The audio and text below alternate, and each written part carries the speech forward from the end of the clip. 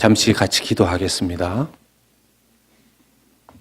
하나님 아버지 감사합니다.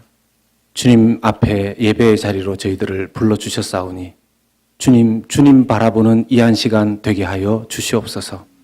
주님께서 친히 우리에게 주실 은혜를 사모하는 마음으로 마음과 생각과 귀와 눈을 활짝 열게 하여 주시고 주님 그저 이곳에 와서 마당만 밟고 주님 이 한 시간이 그냥 지나가는 시간 되지 아니하도록 악한 것들로부터 우리를 지켜주시고 주의 보혈로 이곳을 덮어 주시옵소서. 주의 종은 십자가 뒤에 가려주시고 오직 주의 말씀만이 선포되고 그 말씀을 받아 하나님 앞에 주님 영광 올려드리는 예배되게 하여 주시옵소서. 예수님 이름으로 기도 올리옵나이다. 아멘. 아멘. 할렐루야. 여러분 잘 오셨습니다. 하나님께서 오늘 예배에 참여한 여러분들에게 은혜 주실 줄로 믿고 여러분 축복합니다. 우리 좌우 앞뒤에 계신 분들과 인사 한번 나누시겠습니다. 잘 오셨습니다. 사랑합니다. 축복합니다. 어제 우리 영어권 사역 담당하는 우리 자슈아 강 목사님, 이제 목사님이 되셨는데 목사 안수식이 있었습니다. 우리 자슈아 강 목사님은 제가 저희 교회 부임했을 때 이미 저희 교회에서 사역을 하고 계셨어요.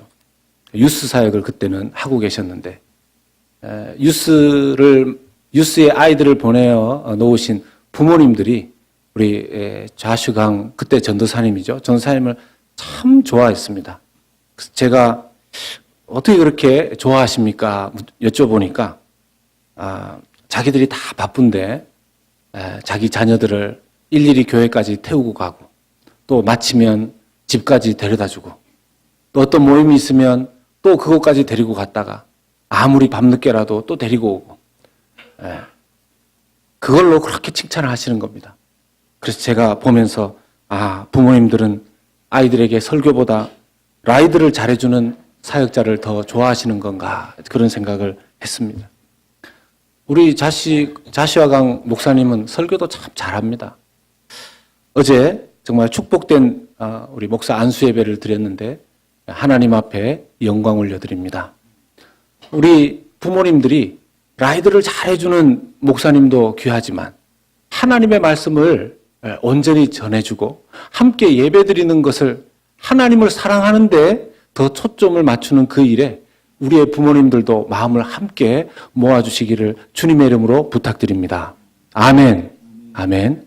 그게 1번이 돼야 되는 거죠. 물론 라이드를 잘해주시는 그것도 하나님을 더 사랑하는 일에 자기의 자녀들이 모일 수 있도록 그런 마음 때문에 아마 좋아하셨다고 그렇게 생각은 듭니다. 오늘 본문 말씀을 통해서 왜 예수님께서 베드로에게, 여러분 우리 너무 잘 하시는 그런 말씀 아닙니까? 왜 예수님께서 베드로에게 왜 다른 제자들보다도 나를 더 사랑하느냐 이것을 물으실까요? 여러분 남들과 비교하는 것은 안 좋은 것 아닙니까? 남들과 비교하는 것은 좋은 것이 아닙니다. 그럼에도 불구하고 예수님께서 지금 비교급으로 비교하면서 자기를 사랑하는지를 베드로에게 물어보고 계십니다. 무한할 정도로 물어보셨습니다. 지금 베드로는 그렇지 않아도 자기 자신에 대해서 어느 정도 실망감을 가지고 있죠. 실패했고 실수라면 큰 실수를 했고 자기에 대해서 가지고 있는 이 좌절한 마음이 굉장히 큰 상태에 있습니다.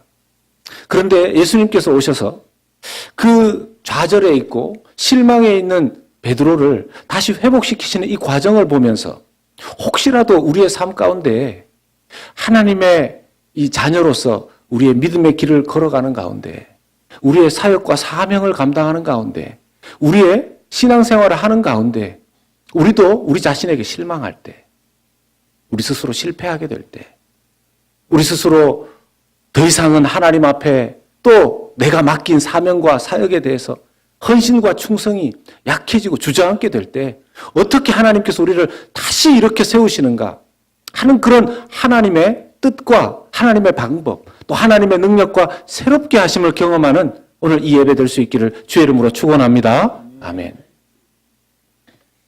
베드로에게 3번의 질문을 하십니다. 오늘 본문 21장 15절, 16절, 17절 세 번에 걸쳐서 첫 번째 질문이 네가 이 사람들보다 나를 더 사랑하느냐? 여기 있는 다른 제자들도 나를 사랑하는데 너는 이 제자들보다도 나를 더 사랑하느냐? 이걸 예수님께서 물으십니다. 물론 이것을 우리가 해석하는 과정에서 다른 세상에 있는 그 어떤 것들보다 나를 더 사랑하느냐? 뭐 이렇게 물으실 수도 있고 어떻게 해석하든지 간에 예수님께서는 지금 네가 그 어떤 무엇보다 이 사람들이 나를 사랑하는 것보다 가장 나를 사랑하느냐? 이걸 지금 세 번이나 묻고 계십니다. 네가 나를 가장 사랑하느냐? 너는 나를 사랑하느냐? 너는 나를 사랑하느냐? 세 번이나 물으십니다. 여러분 이렇게 대놓고 네가 나를 사랑하느냐? 물으면 민망하죠. 민망합니다. 여러분 누가 와서 여러분 사랑하는 아내, 사랑하는 남편이라 할지라도 그 코앞에 이런 질문을 당신 날 사랑해요? 그래서 그러면 사랑하죠. 사랑하니까 결혼했고 결혼해서 이렇게 살고 있죠. 이렇게 얘기를 하지 않겠습니까?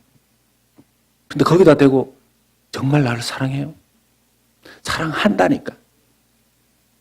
세 번째 얘기하면 고만 막 그럴 수도 있는데 예수님 아랑곳하지 않고 세 번을 질문하십니다. 그런데 베드로의 마음속에 이런 예수님의 세 번의 질문을 들을 때 어떤 생각이 들었을까요? 예수님, 내가 예수님 세 번 부인했는데 예수님도 나한테 세 번 질문하시는구나. 차라리 마음 가운데 예수님 차라리 야단을 치시지. 세 번을 부인하고 한 번은 부인하고 한 번은 저주하고 한 번은 또 모르겠다 그러고 그렇게 얘기를 했는 걸 예수님이 딱 기억하시는구나. 예수님도 만만치 않죠? 세 번 그냥 차라리 야단을 치시지. 밥 딱 먹이시고 난 다음에 너 정말 나 몰라? 너 정말 나를 어떻게 그렇게 부인하고 저주할 수가 있어? 너 어떻게 나를 그렇게 욕할 수 있니?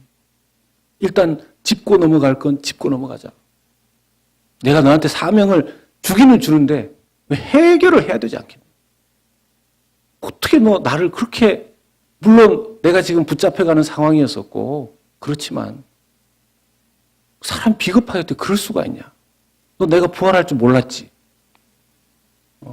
좀 내 눈 똑바로 보고 얘기 한번 해봐. 너 나 사랑해? 너 나 몰라? 뭐 이렇게 질문하시면 차라리 베드로가 죽을 죄를 졌습니다. 정말 그때는 상황이 그랬습니다. 그냥 저를 죽여주시옵소서. 뭐 그렇게 얘기가 좀 될 수 있을 텐데 예수님이 한 번도 책망을 안 하십니다. 야단을 치지를 않으세요. 이게 더 괴롭죠. 예수님께서 계속 네가 나를 사랑하냐? 네가 나를 가장 사랑하냐? 너 정말 나를 사랑하니? 이것만 세 번을 물으시는 거예요. 그리고는 베드로도 그렇게 대답할 수밖에 없는 것이죠, 사실. 코앞에서 물으시는데 사랑합니다. 사랑합니다. 예, 사랑합니다. 곧바로 예수님께서 거기에 대해서 세 번을 물으시고 또 동일하게 세 번 이런 답변을 주십니다. 그러면 너는 내 어린 양을 먹이라. 21장 15절부터 해서 16절에 내 양을 치라. 또 17절에 내 양을 먹이라. 아니, 자기를 그렇게 부인하고 자기를 그렇게 저주하고 욕하고 상황이 어떻게 되면 언제라도 배신할 수 있는 그런 제자를 뭘 믿고 자기 양을 맡기신다는 겁니까? 그리고 내 양이라고 그러셨죠. 자기 양이면 자기가 치시지. 그럼 그게 제일 안전하지 않습니까? 그걸 왜 이렇게 믿지 못할 자기 베드로에게 자기 양을 맡기시는 겁니까? 불안하지 않으십니까? 그리고는 예수님께서 더 섬찟한 말씀을 하십니다. 요한복음 21장 18절 말씀에 내가 진실로 진실로, 여러분 여기 내가 진실로 진실로 할 때 이 진실로 진실로라는 단어가 헬라어로 아멘, 아멘입니다. 여러분, 예수님께서 이 땅에 오셔서 내가 진실로 진실로 이렇게 말씀하시는 것에 아멘, 아멘 하시면서 하시는 말씀이 정확하게 다 이루어졌습니다. 베드로가 예수님께서 십자가 지시기 전에 네가 나를 3번 부인할 것이다 라고 이야기했을 때 베드로는 절대로 그런 일은 제게 일어나지 않습니다 하고 대답을 했죠. 그때 예수님께서 진실로 진실로 내가 너에게 이르노니 너는 나를 3번 부인할 것이다. 다 굴기 전에. 그때도 아멘, 아멘 이렇게 얘기하시면서 그 화법을 쓰셨어요. 베드로가 듣기에 내가 진실로 진실로 예수님께서 아멘, 아멘 네가 젊었을 때는 스스로 띠뛰고 원하는 곳으로 다녔거니와 늙어서는 내 팔을 벌리리니 남이 내게 띠띠우고 네가 원하지 않는 곳으로 너를 데려가리라. 여러분, 팔을 벌리는 이 모습이 무엇을 나타냅니까? 예수님께서 2팔 벌리고 십자가에 오르셨던 그 모습이죠. 네가 젊어서는 네 마음대로 살았는지 모르지만 이제 진실로 진실로 아멘 아멘 너에게 이르노니 너는 이제 2팔 벌리고 네가 원하지 않는 곳으로 띠를 띠고 가게 될 것이다.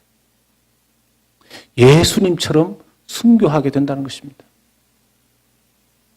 실제로 나중에 베드로가 순교하죠. 로마의 초대 교부였던 터툴리안의 기록에 의하면 네로 황제의 박해 때에 베드로가 소아시아 지역에서 복음 전하고 나중에 나이 들어서 로마로 들어와서 복음 전하다가 네로 황제의 박해 때 붙잡혀가지고 그때 이 베드로를 십자가에 못 박아서 죽이려고 합니다. 그때 베드로가 나는 예수님처럼 십자가에 바로 못 박혀서 죽을 자격이 없는 사람입니다. 그래서 거꾸로 못 박혀 죽겠다고 본인이 요청을 해서 그렇게 순교했다고 초대 교부인 터툴리안은 전하고 있습니다. 정말 이루어진 것이죠. 우리가 한편 생각하면 야, 예수님께서 이렇게 사랑하는 그 제자에게 사명 주시면서 어떻게 순교의 자리까지 그렇게 그를 맡겼는가? 여러분, 우리가 인간적인 관점으로 보았을 때는 그 순교가 정말 무서운 것이라고 하겠지만 하나님께서 보시는 관점 속에서 이 땅에 자기의 자녀들, 자기의 백성들, 자기의 제자들에게 허락하시는 것 중에 가장 영광스러운 것이 영광스러운 이 땅의 생명이 하나님의 영광을 위해서 순교하는 그 사역이 하나님께서 보시기에 가장 영광스러운 사역인 줄로 믿습니다. 여러분 아멘 합시다. 아멘. 아멘. 여러분 우리가 그만큼의 믿음이 안 되어서 순교까지 할 수 없는 거지. 여러분 믿음 안에서 기독교 안에서 가장 존경받는 하나님께서 가장 칭찬하는 하나님의 종들이 누구입니까? 순교자 기념관에 가보십시오. 이 땅에서는 그가 예수님처럼 십자가에 또 예수님처럼 그런 순교의 고난을 당하고 하나님 앞에 갔는지 인간적인 눈으로 보았을 때는 차마 감당할 수 없다고 할지 모르겠지만 하나님 앞에서는 이 땅에 예수 믿는 사람 중에 가장 영광스러운 모습이 순교로 주님 앞에 제물되는 것입니다. 그러니 그 사도 베드로 자기를 배신하고 부인하고 저주했었던 그 베드로 제자를 이제 나중에 가장 영광스러운 그런 사명까지 맡기신다는 것은 예수님께서 베드로를 얼마나 사랑하셨는지 이건 인간적인 관점으로는 이해할 수 없습니다만은 하나님께서 이 땅에 그 자녀에게 허락하시는 것 중에는 최고의 영광을 베드로에게 허락하신 것입니다.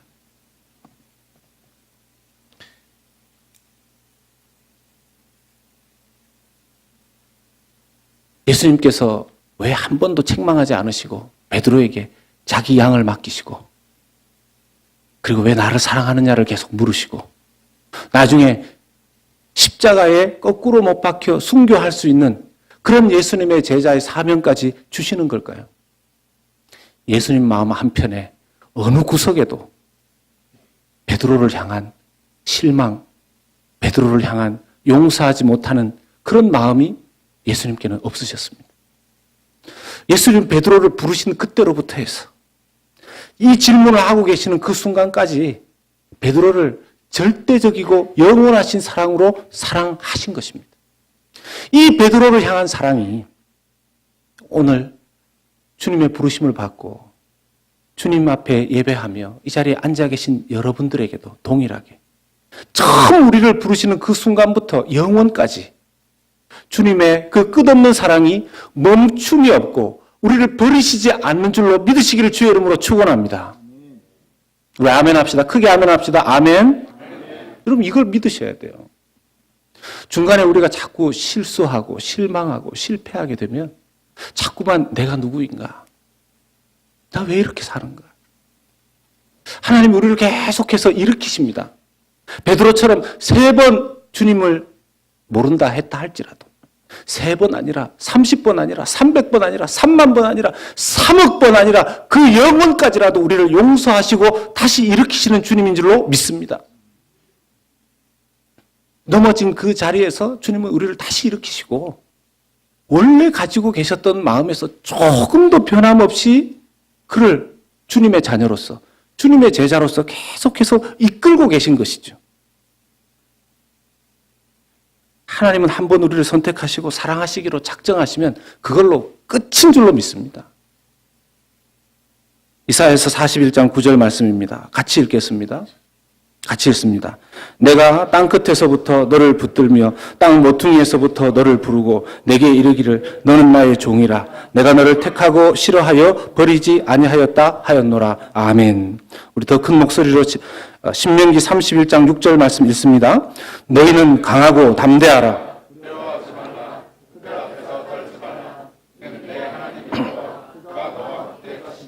결코 너를 떠나지 아니하시며 버리지 아니하실 것임이라 하고 아멘. 한 구절 더 읽습니다. 히브리서 13장 5절입니다. 같이 읽습니다. 돈을 사랑하지 말고 있는 바를 족한 줄로 알라.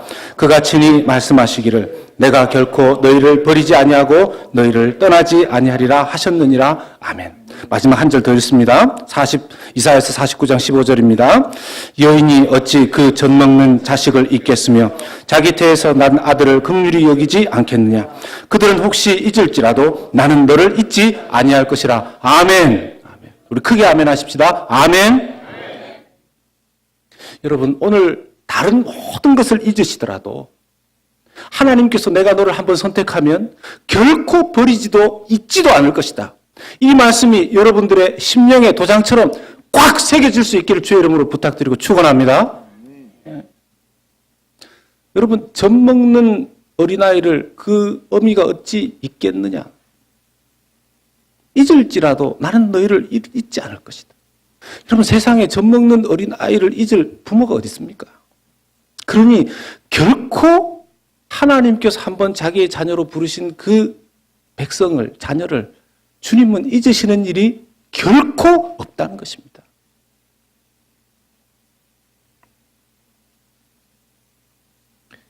원래부터 예수님께서 베드로와 그 제자들을 부르실 때부터 예수님은 그냥 무슨 일시키기 위한 일꾼으로 부르신 게 아니라 사랑해서 부르신 것이고 그 사랑 안에서 초대교회의 사명을 맡기시기로 결정을 하셨습니다. 비록 베드로와 그 제자들이 이리 흔들리고 저리 흔들리고 넘어지고 실패하고 예수님의 말귀를 알아듣지도 못하고 하였지만 주님께서 제자들을 향해서 바라보시는 그 사랑은 그들의 형편과 상황과 연약함에 상관없이 늘 동일하셨습니다.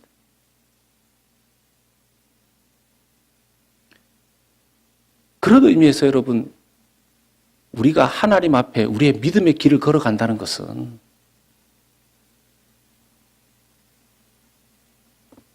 우리의 의지, 우리의 힘, 우리의 용기, 우리의 신념, 우리의 경험 그걸로 걸어가는 거 아닙니다. 우리의 믿음의 삶을 하나님의 자녀로서 걸어간다는 것은 하나님의 영원 불변한 그 절대적인 사랑을 의지하고 그것을 믿고 우리의 이 순례 여정 걸어가는 줄로 믿습니다. 그게 약해지면 넘어집니다. 그리고 그렇게 해서 넘어져서 계속해서 절대적인 불변한 하나님 사랑을 회복하지 못하면 일어서기가 너무너무 힘듭니다. 예수님께서 자기 양을 맡기시면서 독특한 질문이지 않습니까? 내 양을 사랑해라. 내 양을 사랑해라. 그 누구보다도 내 양을 사랑해라. 그렇게 부탁하지 않으셨어요. 뭐라고 물으십니까? 너는 나를 사랑하냐? 너는 나를 가장 많이 사랑하냐? 너는 나를 사랑하냐? 이걸 물으십니다. 사명을 맡기시면서 그 사명을 사랑하고 사명의 대상이신 사람을 사랑하라고 말씀하시지 않고 너는 나를 가장 사랑하냐? 이걸 먼저 말씀하시는 겁니다. 이 큰 원리를 우리가 이해해야 될 줄로 믿습니다. 우리가 우리의 사명의 길을 걸어가는 것, 그것은 하나님을 사랑함으로 가능케 되는 줄로 믿습니다. 개척교회를 시작한 어떤 목사님이 20년 회고록을 쓰셨는데 그 첫 초기에 3년 동안 10명도 채 안 되는 교인들과 함께 새벽에는 새벽 기도 때 아무도 오지 않는 그런 상황 속에서 3년을 이렇게 버티시면서 물론 그 영혼들을 사랑해서 그 교회를 버티신 것도 있지만 궁극적으로는 뭡니까? 그분이 그것을 버틸 수 있었던 힘, 하나님을 사랑했기 때문이죠. 하나님을 사랑했기 때문에 버틸 수 있었던 것이죠. 주님께서는 그런 베드로를 향해 나를 따르라. 나를 따르라. 나를 쫓으라. 21장 22절 말씀에 너는 나를 따르라. 계속 그 말씀만 하십니다. 너의 연약함에 자꾸 집중하지 말고 너의 환경에 자꾸 집중하지 말고 다른 사람들에게 자꾸 마음을 두지 말고 너는 나를 따르면 된다. 이것이 예수님의 제자들을 향한 부르심인 줄로 믿습니다. 독일의 유명한 신학자인 디트리 보네포 목사님, 나를 따르라라는 그 책에 그가 이렇게 그 부분을 이렇게 해석합니다. 그리스도께서 우리를 부르실 때에는 와서 죽으라는 부르심이다. 와서 죽으라는 부르심이다. 그러므로 여러분, 우리가 하나님을 사랑한다는 것은 첫 번째로 하나님을 가장 많이 사랑하는 그것을 하나님이 원하시는 줄로 믿습니다. 따라서 하십시오. 하나님을 가장 많이 사랑해야 합니다. 아멘. 하나님 가장 많이 사랑해야 합니다. 여러분, 배우자가 자기를 가장 많이 사랑해 줄 수 있는 방법이 뭔지 아십니까? 그 배우자가 하나님을 가장 많이 사랑해야 그 배우자가 나를 사랑해 줄 수 있습니다. 자기 아내가, 자기 남편이 자기를 많이 안 사랑해 줍니까? 그러면 하나님, 제 배우자가 저를 좀 사랑하게 해주십시오 하는 기도보다 더 차원 높은 기도는 하나님, 제 배우자가 하나님을 가장 많이 사랑하게 해주시옵소서 라는 기도인 줄로 믿습니다. 아멘. 믿음대로 될 겁니다. 어떤 분은 배우자가 자는 것만 봐도 막 꼴보기 싫다는 분이 계세요. 밥 먹는 것만 봐도 막 싫다는 분이. 그런 사람 붙잡고 막 왜 나를 사랑해 주지 않느냐. 내가 뭐 돈도 벌어주고 뭐 내가 뭐 밥도 차려주고 뭐 별 얘기를 다 해도 하나님의 사랑이 회복되면 자는 사람 더 자라 그러고 드시는 분 더 드시라고 하게 될 줄로 믿습니다. 하나님 외에 다른 것들은 사랑을 하나도 하지 말라는 뜻이 아닙니다. 하나님을 가장 사랑할 때에 사람들을 더 사랑할 수 있는 놀라운 힘이 생긴다는 것이죠.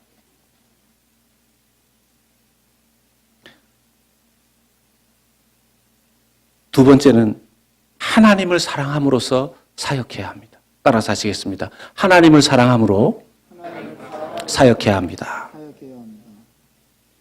예수님 아까 말씀드린 것처럼 베드로에게 자기 양을 맡기실 때 너는 나를 사랑하느냐? 넌 날 사랑하느냐? 그 질문을 계속 하시면서 자기의 양을 맡기십니다. 양들을 끝까지 사랑할 수 있는 힘은 어디서 온다는 것입니까? 사역을 끝까지 감당할 수 있는 그 힘은 어디서 온다는 것입니까? 나중에 십자가의 순교의 자리에까지 갈 수 있는 그 힘은 어디서 온다는 것입니까? 하나님을 사랑할 때 가능하게 되는 줄로 믿습니다.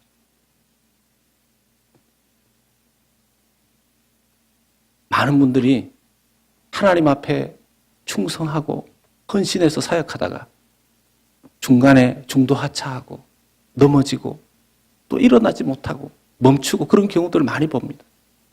대부분의 경우에 하나님을 사랑해서 사역을 해 나가는 것이 아니라 그 사람을 너무 사랑하다가 그 사역을 너무 사랑하다가 그 사람에게 실망하면 그 사역의 열매가 없는 것으로 인해서 실망이 오면 주저앉게 됩니다. 충성이, 헌신이 약해지게 됩니다. 회복할 수 있는 비결이 뭐라고요? 다시 사역하십시오. 안 됩니다. 다시 충성하십시오. 이게 잘 안 됩니다. 하나님의 사랑을 회복하고 하나님을 더 사랑하게 되면 하나님의 사랑에 초점을 맞추면 다시 충성과 헌신이 회복되는 줄로 믿습니다.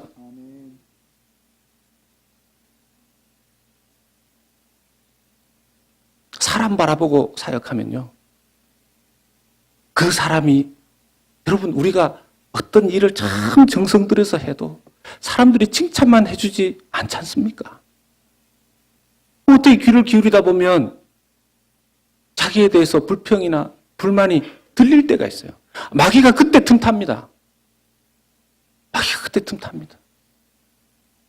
봐라, 그거 사람들이 널 안 사랑하잖아. 사람들이 널 싫어하잖아. 너 그거 사역해서 뭐 했냐? 시간 낭비하고 돈 낭비하고 너 에너지 낭비하고 이런 얘기가 확 마음속에 들으면요. 충성이고 헌신이고 다 필요 없다. 이렇게 돼버립니다. 마귀가 아주 우리를 가지고 놀아요. 근데 그럴 때 다시 일어설 수 있는 힘이 뭐냐 하면 다시 하나님을 바라보는 것입니다. 나를 부르신 하나님, 나를 위해서 십자가 지신 하나님, 죽으시고 부활하셔서 한 번도 나에게 너 어떻게 그럴 수 있느냐 말씀하시는 하나님이 아니라 나는 너를 사랑하는데 너 나를 사랑하냐? 나는 오직 너만 보는데 너도 나를 봐라. 너도 나를 봐라.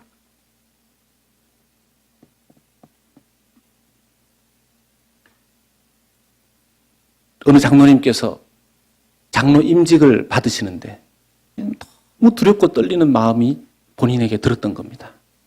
자기는 아무리 생각해도 장로 자격이 없는데 그래서 선배 장로님에게 이렇게 물어봅니다. 장로님, 정말 자격도 없고 잘 감당할 수 있는 자신도 없는데 선배님 어떻게 하면 좋은 장로가 될 수 있습니까? 이 장로님께서 말씀하십니다.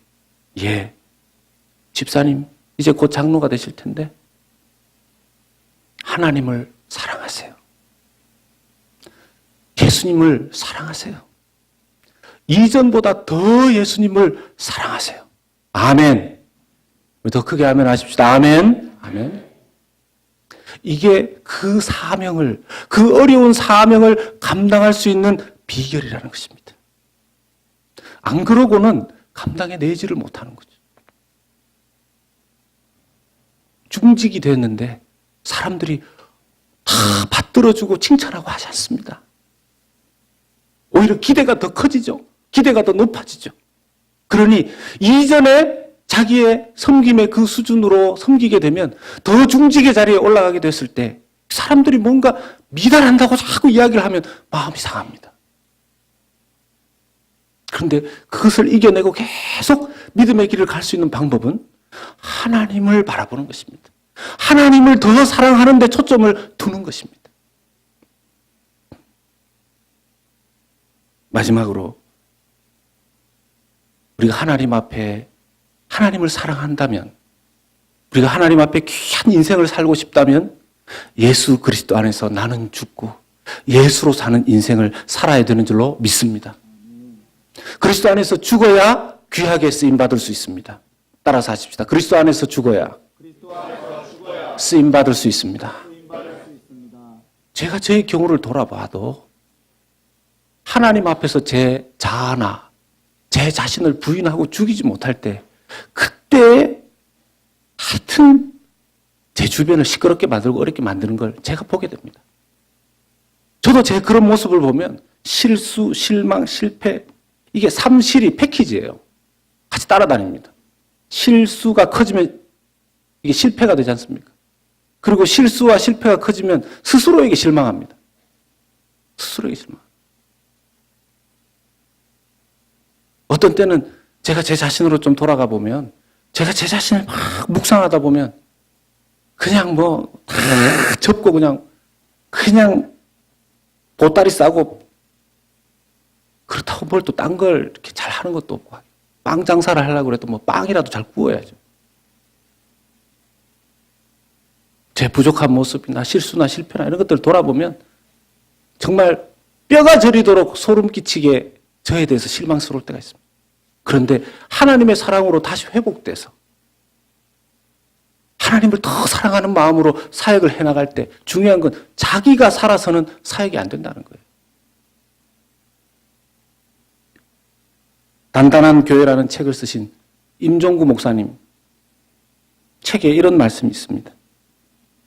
교회의 기둥은 반드시 죽은 나무로만 사용할 수 있습니다. 교회의 기둥은 반드시 죽은 나무로만 사용할 수 있습니다. 아무리 크고 굵고 화려한 나무라 할지라도 살아있는 나무로는 교회의 기둥으로 쓸 수가 없습니다. 저로부터 시작해서 저를 포함하여 교회의 중직들은 하나님 앞에 귀한 교회의 기둥처럼 쓰임받으려면 예수 안에서 반드시 죽고 예수로 사는 사람들이 되어야 될 줄로 믿습니다. 우리 중직을 포함해서 크게 아멘 하십시다. 아멘. 그럼 교회가 언제 흔들릴까요? 교회가 언제 흔들릴까요? 여러분 마귀가 공격해서 교회가 흔들리는 게 아니에요. 그죠? 목사부터 시작해서 자기를 죽이고 교회 기둥 역할을 해야 되는데 자기가 살아서 죽은 나무로 기둥을 만들어 놨는데 그 나무가 흔들리면 여러분 건물이 어떻게 됩니까? 흔들흔들 하는 거죠. 날마다 그리스도 안에서 죽는 연습, 자기를 죽이는 것.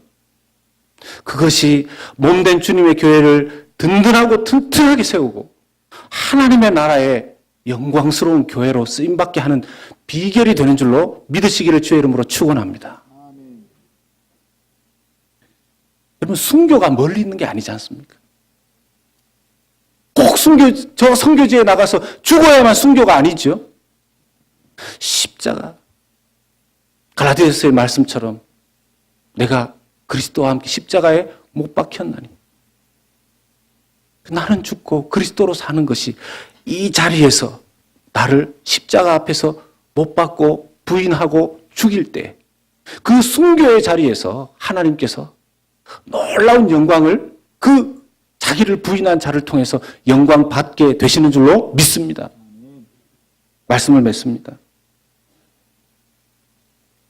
오늘 예배하는 가운데 베드로처럼 또 과거의 어떤 제자들처럼 연약한 성도들처럼 자기 자신에 대해서 주변 사람들에 대해서 환경에 대해서 실수하고 실패하고 실망해서 타인들에 대해서 자기 자신에 대해서 좌절해 있는 분 혹시 계십니까? 그 충성과 헌신이 이제 이전과 달라진 분들이 계십니까? 베드로를 3번이든 30번이든 300만 번이건 일으켜 세워주시는 그 은혜로 말미암아 일어서실 수 있기를 예수 그리스도 이름으로 축원합니다. 또한 다시 하나님을 바라보고 이제는 교회 기둥으로 이미 부름을 받았는데 교회 기둥으로 부름을 받은 이후에도 저와 우리 중직들 자기를 그리스도 안에서 순교시키고 죽이고 죽은 나무가 되어서 하나님의 몸된 교회 기둥처럼 잘 섬겨 주님의 몸된 교회가 든든히 서도록 순교의 정신으로 살아가는 우리 교회 모든 리더들 다 될 수 있기를 주의 이름으로 축원합니다. 이제 11월은 감사의 계절입니다. 성도 여러분들 모든 가정마다 주님의 그 변함없으신 따뜻한 사랑이 우리 성도님들 교우들의 그 가정에 충만하게 임하시기를 예수님의 이름으로 축복합니다. 아멘.